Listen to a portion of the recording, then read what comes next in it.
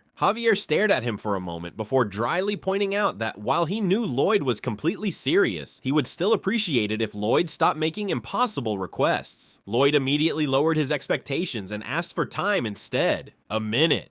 That was Javier's initial estimate. Not enough, Lloyd demanded 2. As they continued running, Javier's hand suddenly reached toward a candlestick mounted on the corridor wall. With a sharp twist, he tore it free from its fixture and weighed it in his hand as though evaluating a weapon. Then he revised his answer to 3 minutes. That would be enough. Lloyd accepted the offer instantly. The pair accelerated through the palace corridors, yet the farther they ran, the more unsettling their surroundings became. By the time they reached the final corridor leading to the royal resting chambers, the reason became painfully clear. A thick pool of blood spread across the floor before the entrance. 6 servants lay motionless within it. None of them were breathing. The sight erased any remaining doubt. Without slowing down, Lloyd and Javier slammed into the doors simultaneously. Inside, a desperate struggle was unfolding. Sir Kyle stood over Queen Alicia, his sword pressing relentlessly downward while the poisoned monarch fought to keep the blade from reaching her. Even in her weakened state, she had somehow survived several exchanges against a swordmaster. Kyle seemed almost impressed. Deep down, he genuinely admired her resilience. Despite suffering from a lethal poison, she had already blocked 3 strikes that should have ended her life. The praise was immediately followed by violence. Kyle drove his foot into the queen's abdomen, blasting through her defense and throwing her backward. Agony twisted across her face as she crashed onto the floor. Javier moved first. The candlestick flashed through the air, releasing a violent gust powerful enough to tear apart the room itself. Invisible currents screamed toward Kyle with murderous force, forcing the swordmaster to abandon his attack and react immediately. Steel met iron. Sparks erupted. The clash echoed throughout the chamber as Kyle's sword collided repeatedly against a simple candlestick. For the first time since the battle began, genuine surprise surfaced in Kyle's eyes. A candlestick! Javier was blocking a swordmaster's blade with a candlestick. Even more astonishing was the mana flowing through it. Javier's 3 mana circles rotated at completely different speeds, constantly accelerating and interfering with one another. The result was terrifying. Mana poured through the candlestick like a raging torrent, transforming an ordinary piece of metal into a weapon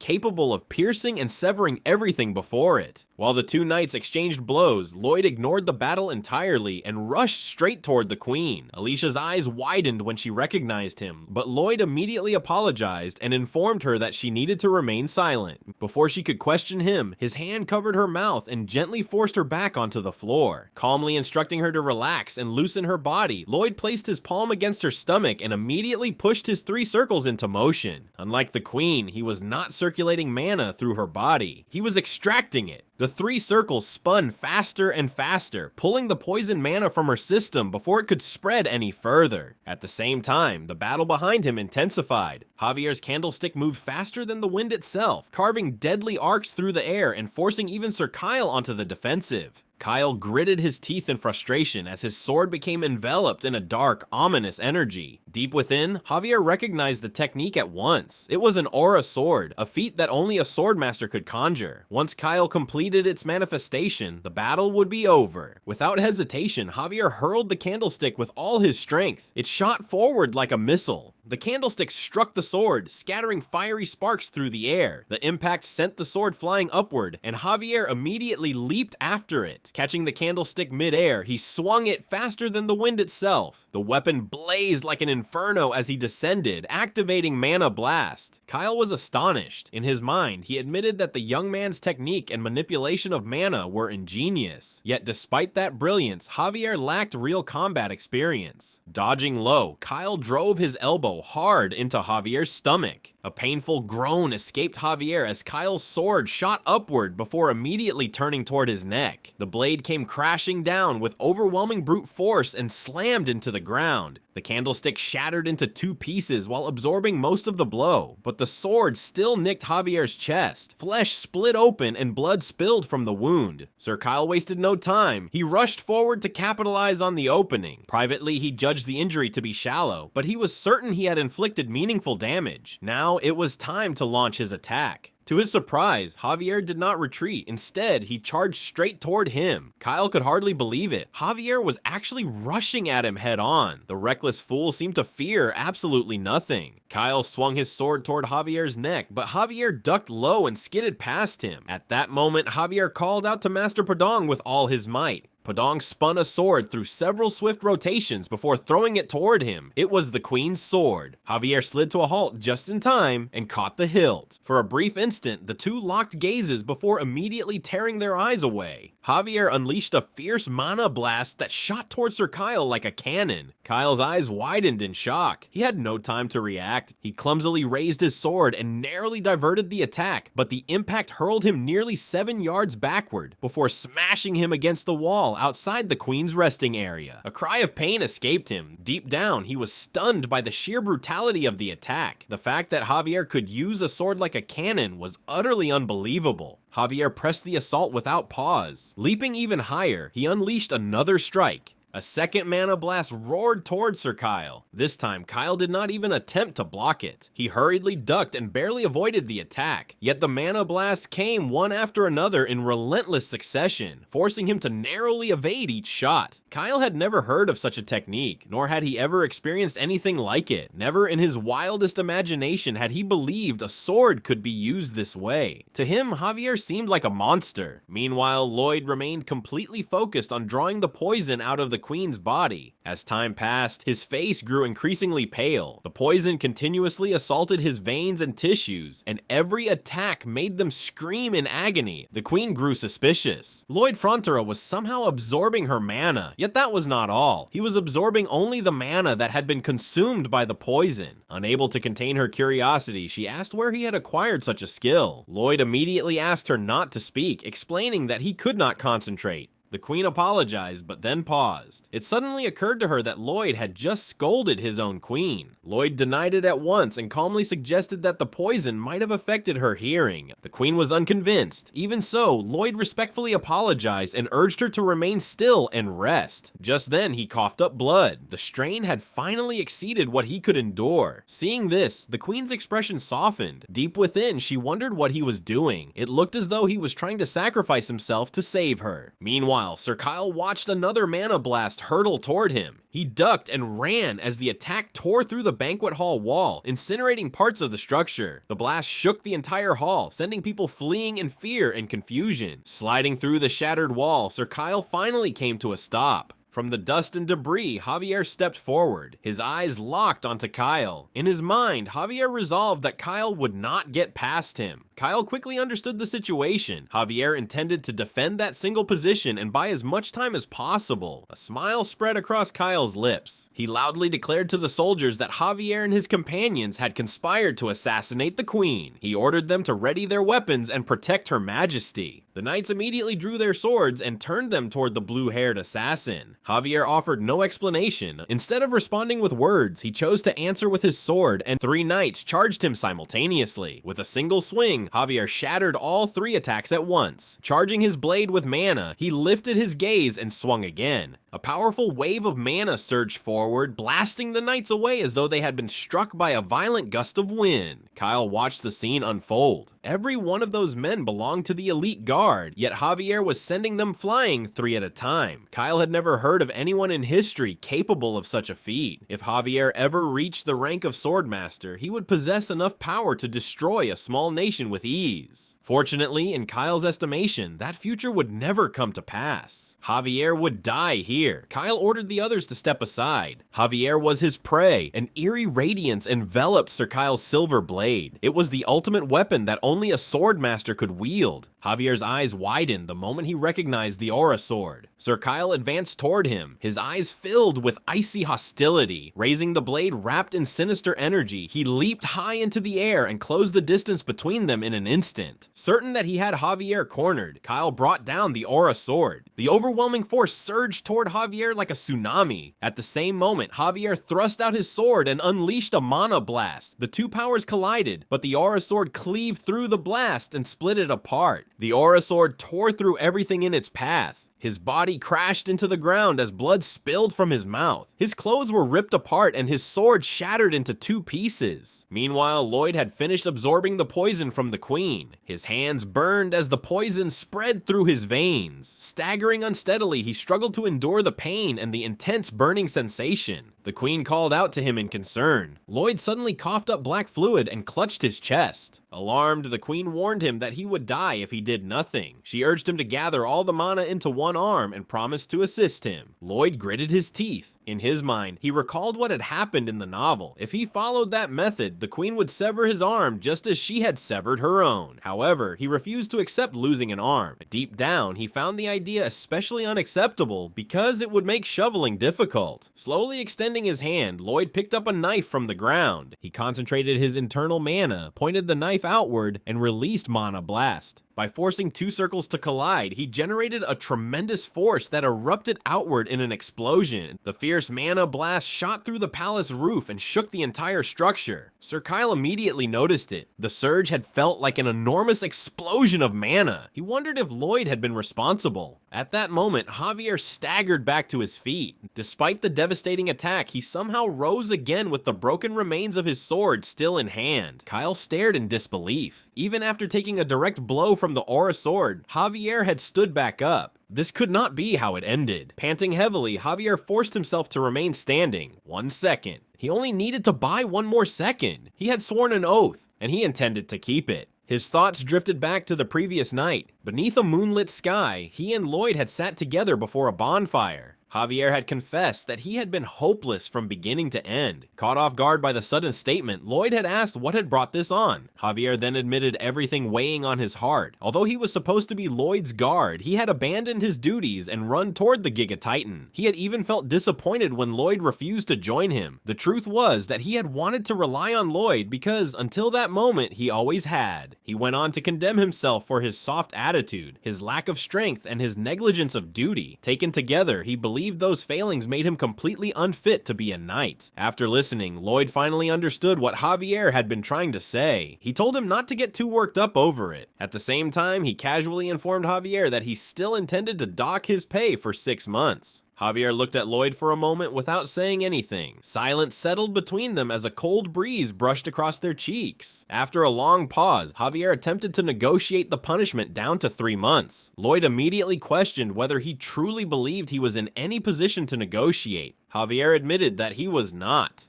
Lloyd then asked why he had brought it up in the first place. Javier apologized and solemnly swore that as Lloyd's sword and escort, he would never again abandon his duties. Lloyd pointed out that Javier was absent-mindedly playing with the embers while making such a serious oath and questioned how he was supposed to believe him. Javier calmly replied that belief was unnecessary. He intended to keep that oath regardless. Lloyd accepted the answer and left the matter there. Javier then acknowledged that Lloyd had already reached the level of Triple Heart Circle. If he wished to continue calling himself Lloyd's guard, he would have to catch up. He declared his intention to become a sword master within a year. Lloyd reacted with disbelief. To him, Javier spoke of becoming a sword master with the same casual confidence as someone announcing a plan to lose a few pounds over the course of a year. Javier answered that, simply saying it did not guarantee it would happen. Lloyd pondered the matter for a moment before picking up a stick and drawing on the ground. He began explaining a theory. Humans possessed limits to how far they could push their mana hearts. Even centuries of training should not allow them to surpass those limits. Yet Swordmasters somehow did exactly that. Therefore, the enormous amount of mana they wielded could not be the result of ordinary training alone. Before he could finish explaining, Javier wiped away the drawing with his boot. Startled, Lloyd demanded to know what he was doing. Javier quietly explained that this time he wanted to achieve it without Lloyd's help. He no longer wished to rely on Lloyd. Back in the present, Sir Kyle rushed forward with his aura sword, determined to finish the battle. Javier charged straight toward him with nothing but the broken remains of his sword. Deep within, he repeated his resolve. He would no longer rely on Master Lloyd. He would become a sword master through his own efforts. The dream ended the instant Kyle's sword pierced through his chest. The power of the aura sword reverberated through the surroundings, cracking the floors and walls behind Javier. Kyle was genuinely impressed. Ordinarily, anyone struck by an aura sword would have their entire body torn apart and erased. Yet Javier had somehow survived the blow. Kyle concluded that Javier must have gathered all of his mana into a single point to reinforce it. He admitted that he would have liked to witness more of Javier's unusual techniques. Unfortunately, the battle was over. Javier had to die. Kyle released an intense surge of mana through the sword embedded in Javier's chest. The energy burned him from within. Agonizing pain consumed Javier's entire body. Just then, Kyle suddenly flinched. Despite the unbearable suffering, Javier had reached out and locked his hand tightly around Kyle's wrist. Kyle stared at Javier in disbelief and demanded to know what he was trying to accomplish. Javier gritted his teeth and endured the agony. Deep within, he could feel the mana from the aura sword burning through his entire body. The energy was flowing through Kyle's sword, through his hands, through his heart, and ultimately through his mana heart. His heart began to pound. With an unprecedented level of determination, he wrapped his resolve around it and forced open a firm mana heart. Kyle exerted his strength and lifted Javier into the air with the sword still impaling him. He then kicked him away, breaking his grip before pulling the blade free. Javier crashed violently into a wall before slumping to the ground. Kyle observed him carefully. He could sense neither breathing nor mana coming from Javier. In his estimation, the battle had already consumed too much of his time. His next objective was the queen's head. As Kyle turned to leave, Javier staggered back onto his feet. Kyle froze in shock. It was impossible. Javier should not have been alive.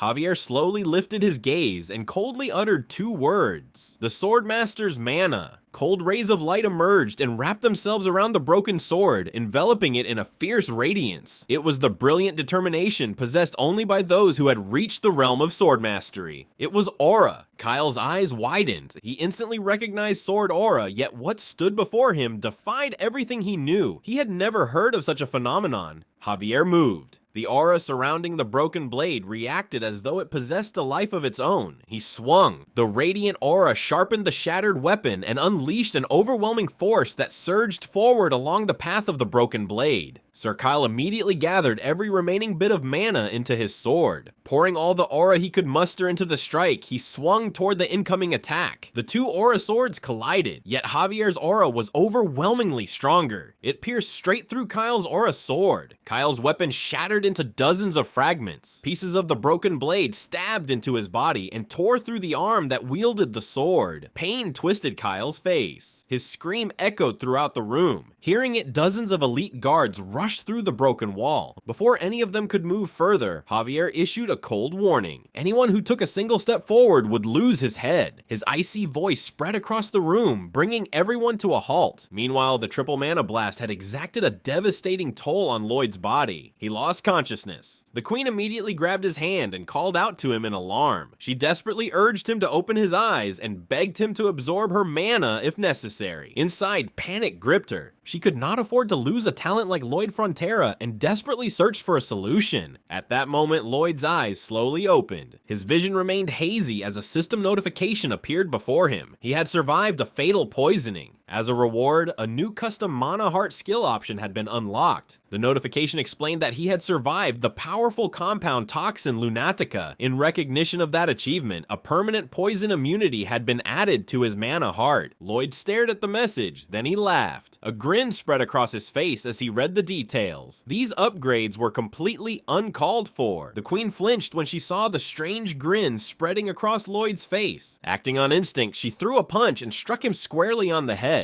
The blow immediately snapped Lloyd back to his senses. Clutching his head, he looked at the queen in confusion. The queen awkwardly withdrew her hand, suddenly hesitant about what she had just done. Lloyd demanded to know why she had hit him so suddenly. The queen admitted that she had seen the expression on his face and simply reacted. Lloyd could only wonder what his face had ever done to deserve such treatment. Setting that aside, the queen immediately asked whether he was all right and if he could stand. Lloyd attempted to rise, but his legs trembled beneath him. He admitted that standing might be asking too much at the moment, yet in his mind, a different concern occupied him. He needed to hurry and help Javier, right now. At that moment, a system notification appeared before him. Supercharge. The skill accelerated mana recovery and allowed the user to absorb large amounts of mana from the surrounding environment. Lloyd decided to test it. Opening the skill window, he activated the option. The 3 circles, which had fallen silent after the collision caused by the triple mana blast, began rotating once more. The 3 circles spun together and formed a vortex with extraordinary absorption power. Like a black hole, it began drawing in all the mana around it. The queen's voice trembled as she demanded to know what he was doing. Although no one else was present besides the 2 of them, nearby tables suddenly toppled over. The mana contained within the mahogany wood was absorbed by Lloyd. The furniture began crumbling. One object after another suffered the same fate. Deep within, the queen was shocked by the sheer power of the absorption. If her own mana continued disappearing at that speed, the consequences would be severe. She shouted at Lloyd again. There was no response. Realization dawned on her. He could no longer hear her. Inside, she made her decision. Lloyd had saved her life. If mana was what he needed, then he could take all of it, and with that strength, he could go save his knight. Queen Magentano hurriedly activated her mana heart and willingly allowed Lloyd to absorb her mana as well. The amount of mana he consumed with every passing second was alarming. Lost in a trance-like state, he devoured the mana around him, drawing especially heavily from the queen. Eventually, Lloyd's eyes slowly opened. His gaze shone brightly after absorbing every trace of mana in his surroundings. The vortex came to a halt. A series of notifications appeared before him. His mana heart skill level had risen to the rank of low-ranking sword expert. In addition, a new custom mana heart skill had been unlocked. Berserker mode could be activated against a designated target for 60 seconds. While active, strength, stamina, and reflexes would increase by 200%. The skill could only be used once per day. Lloyd sat upright. His body felt unbelievably light. He felt completely recharged. Then a realization struck him. Javier. At that very moment, Javier was likely fighting a swordmaster entirely on his own. Lloyd turned toward the queen. The sight that greeted him made him scream. She looked completely drained, resembling a bloodless mummy. Panic surged through him. Had he done that? The skill was unbelievably troublesome for everyone around him. Lloyd immediately flinched as the queen fixed him with a glare. She informed him that explanations could wait until later. For now, apprehending Kyle remained their highest priority. Then after a brief pause, she asked whether he could carry her. Lloyd immediately accepted, considering it an honor. Turning around, he offered his back. The queen climbed on without hesitation. Lloyd announced that he was about to run. Without waiting for a response, he took off. Using the energy now overflowing within him, he rushed out of the resting area and sprinted through the long corridor. As he ran, one thought dominated his mind. He desperately hoped Javier was still safe. Deep within, Queen Magentano assessed the situation. Javier Azrahan had demonstrated extraordinary mastery over mana manipulation. However, by himself, he was no match for the swordmaster Kyle. She needed to recover her mana as quickly as possible. If she could fight at even 1/3 of her usual strength, she might still be able to help. At that moment, Lloyd raced through the corridor and rounded the final corner. Suddenly, he froze. His gaze fixed on the figure standing at the corridor's exit with his back turned toward him. Javier. Lloyd stared in astonishment. Something about Javier was different. His eyes widened as he noticed the aura sword. It was no longer merely surrounding a blade. Javier had materialized it into an actual sword. His gaze then shifted to Sir Kyle, who lay battered and bloodied on the ground while clutching his wounded shoulder. Meanwhile, the queen climbed down from Lloyd's back and immediately took command. She ordered the guards to lower their weapons. The swords aimed at Javier dropped at once, and dozens of guards swallowed nervously. The queen then revealed the truth. Commander Kyle of the Royal Guard had attempted to assassinate her during the evening's banquet. In contrast, the 2 men before them had risked their lives and endured extreme danger to save her. Then, after a brief pause, she referred to them as her gravy train and ordered everyone present to show proper respect to the 2 heroes. The guards immediately lowered their spears and knelt in unison. The queen continued issuing orders. Every individual who had attended the banquet would be investigated. For the security of the royal family, she demanded everyone's full cooperation. Once the tension eased, Lloyd turned his attention back to Javier. He asked whether Javier had truly become a swordmaster.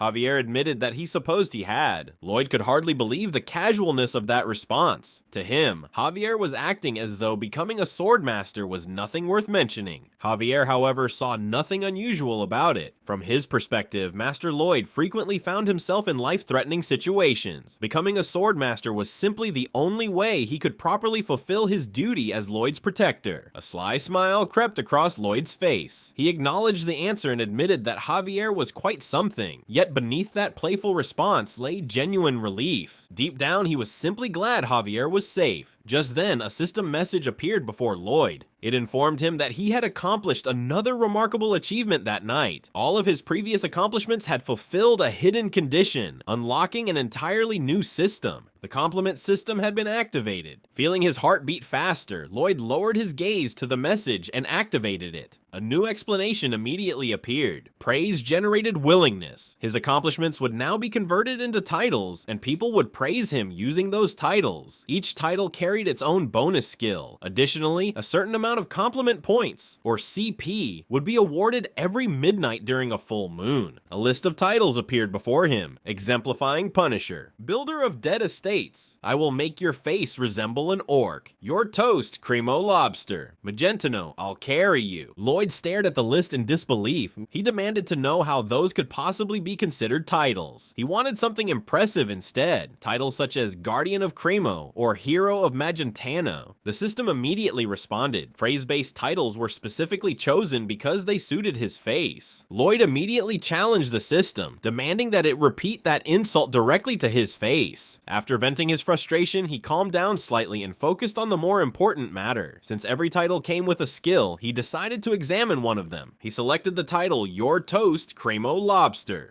A detailed explanation appeared before him. The title's region covered the entire Cremona region, including Cremo. Its active period would last 120 years, and it would generate 6 compliment points every month. The system further explained that a title's power could be activated for 24 hours within the region where the compliment had been earned. Depending on Lloyd's future actions, both the duration and the affected region could expand or shrink. The title's special effect was even more remarkable. Whenever Lloyd fought an opponent 10 times heavier than himself, Iron Stance would automatically activate. The damage he dealt would double, while any damage he received would be reduced by half. Lloyd was stunned. The boost was enormous. He immediately wondered whether every title granted powers of this magnitude. His attention then shifted to the compliment points themselves. Naturally, he wanted to know where they could be spent. At first, he dismissed the message box entirely, convinced that it would refuse to answer even if he asked. To his surprise, the system informed him that it had originally intended to explain. Hearing that, Lloyd instantly changed his attitude and politely asked for the information. Unfortunately, the system had already changed its mind. It gleefully informed him that the train had already left the station. Watching the spectacle from nearby, Javier quietly observed that Lloyd had started talking to himself again and concluded that he was as strange as ever. Meanwhile, Lloyd dramatically dropped to his knees and began begging for an answer. The system thoroughly enjoyed his suffering.